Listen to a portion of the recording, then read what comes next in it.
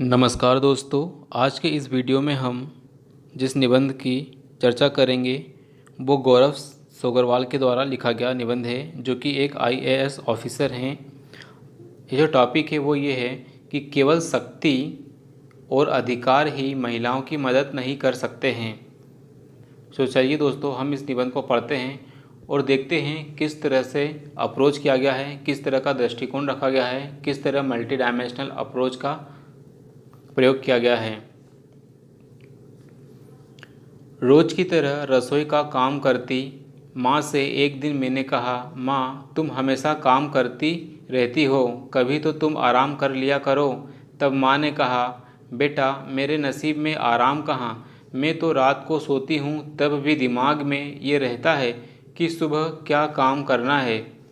ये बातें सुनकर मुझे तुलसीदास जी द्वारा 5 से 6 सदी पूर्व लिखी गई पंक्तियाँ याद आ गई। कत विधि सृजी नारी जगमाही, कत विधि सृजी नारी जगमाही, पराधीन सपने हो सुख नाही। कहीं आज 21वीं सदी में जो सुभेद्य वर्गों के हितों व मानव अधिकारों की रक्षा के लिए जानी जा रही हैं, प्रासंगिक तो नहीं बनी हुई हैं। तभी दिमाग में आया कि अगर माँ की मदद करूं तो शायद वो अपने आराम तथा पसंदीदा काम के लिए समय निकाल पाए। इसी तरह की मदद की ज़रूरत आज महिलाओं को है। कहा जाता है, एक पुरुष को सशक्त बनाने से सिर्फ वह पुरुष ही आत्मनिर्भर बन सकेगा, वहीं महिलाओं को सशक्त बनाने से परिवार, समाज और राष्ट्र सशक्तिकरण की दिशा में आगे बढ़ सकते हैं।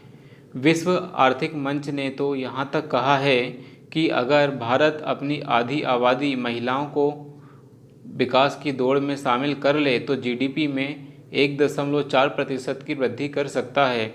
वैश्विक स्तर पर शक्ति और सद्भाव को बढ़ावा देने के लिए महिलाओं की मदद जरूरी हो जाती है, क्योंकि वे महिलाएं ही हैं जो त्याग की बात करती हैं, न कि पुरुषों के समान हिस्से की बात करती हैं।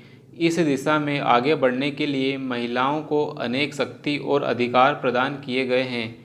भारत में महिलाओं को पुरुषों के बराबर दर्जा प्रदान करने के लिए संविधान के आर्टिकल 14, 15 और 16 के तहत समानता का अधिकार प्रदान किया गया है।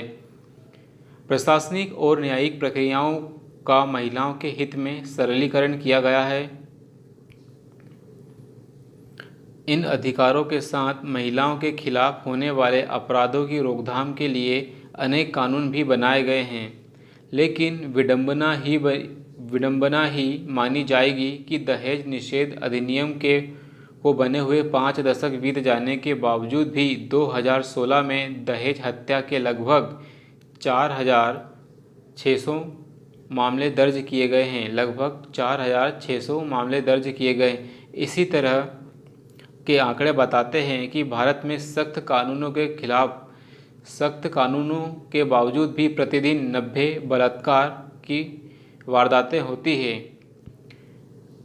भारत में सख्त कानूनों के बावजूद प्रतिदिन 90 बलात्कार की वारदातें होती हैं। छेड़खानी की घटनाएं तो बढ़ती ही जा रही है।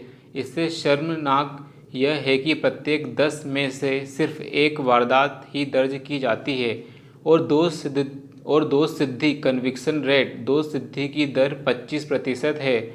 न्याय की खातिर दर दर भटकती महिलाओं को देखकर यह पंक्ति सटीक बैठती है कि यह कौन है मुंसिफ, यहाँ कौन है मुंसिफ, कौन पैरोकार, ये क्या जाने।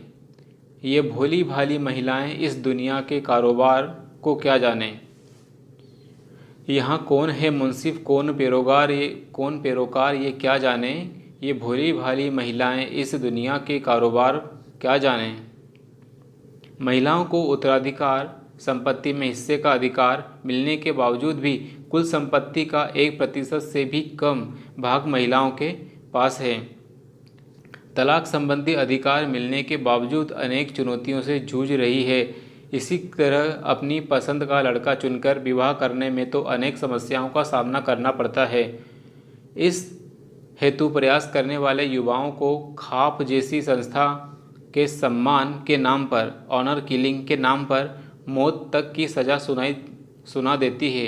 ऑनर किलिंग की बढ़ती घटनाओं को देखकर किसी ने ठीक ही कहा है कि कल तक जो वरदान थे आज वही अभिशाप बने हैं। अपनी ही बिटिया के कातिल उसके ही माँ बाप बने हैं।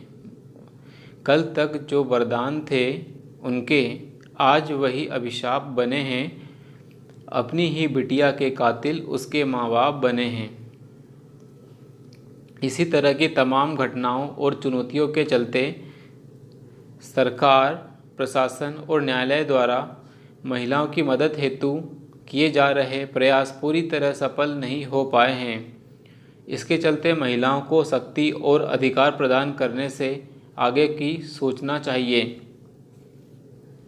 इसी दिशा में महिला अधिकारों के पैरोकार अंबेडकर जी ने कहा है, केवल अधिकार प्रदान करने से भेदभाव समाप्त नहीं होता, बल्कि समाज की सामाजिक, सांस्कृतिक मनोवृत्ति में परिवर्तन लाकर ही इसे समाप्त किया जा सकता है।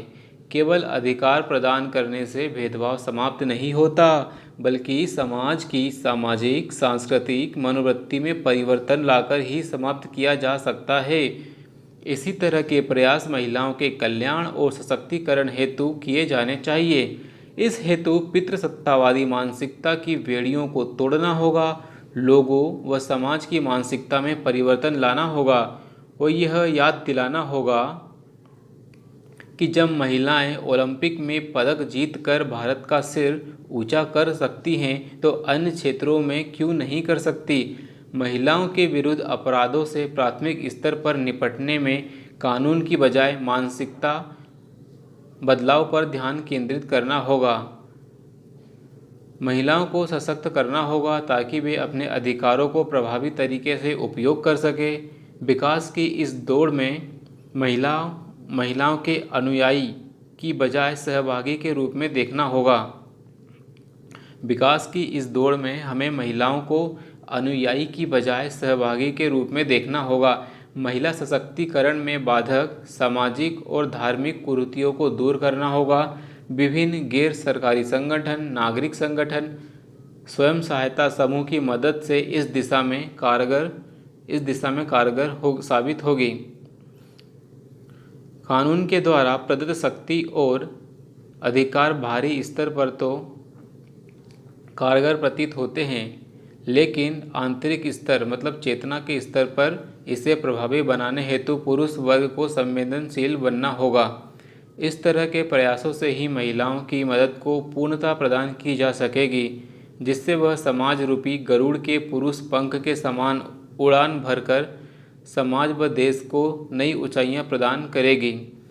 इस तरह के प्रयासों से ही महिलाओं की मदद को पूर्णता प्रदान की जा सकेगी, जिससे वह मतलब स्त्रियां समाज रूपी गरुड़ के पुरुष के पंख के समान उड़कर समाज व देश को नई ऊंचाइयां प्रदान करेंगी। इस तरह के वातावरण में महिलाएं उस वजूद को प्राप्त करने की दिशा में उन्मुक्त होंगी जिसकी समय को भी तलाश है।